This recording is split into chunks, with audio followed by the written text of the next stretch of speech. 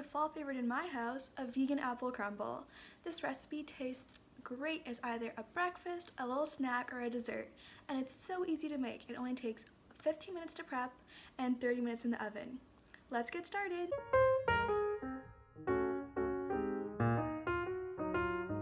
Okay, so our first step is to cut up our 4 apples into nice little pieces. So I used gala apples. They look a little like this, but any apples will work for this recipe.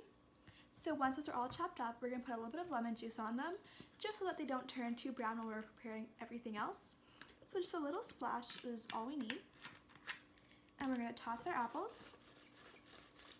Okay, and then next we're going to put 1 teaspoon of cinnamon, 2 tablespoons of cornstarch, and then we're going to use a little splash of nutmeg, just a pinch. A little goes a long way with nutmeg. Okay, so we're just going to mix this all up together, nice and evenly coating our apples with all those yummy, yummy spices.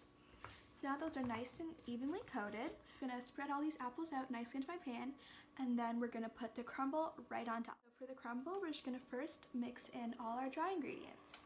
So we're starting with our cup of oats, a teaspoon of cinnamon, and this is completely optional, but I'm using some chopped up walnuts, a 1/4 cup. You can use other nuts or completely just skip the step. It's totally optional. Then we're going to use 2 tablespoons of melted coconut oil.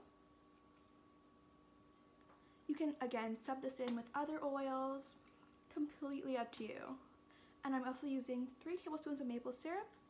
You can use other sweeteners as well, such as honey or whatever works best for you. So now we're just going to mix this all together. And we're going to put this right on top of our apples that we've already spread out on the baking pan. Spread this nice and evenly right on top.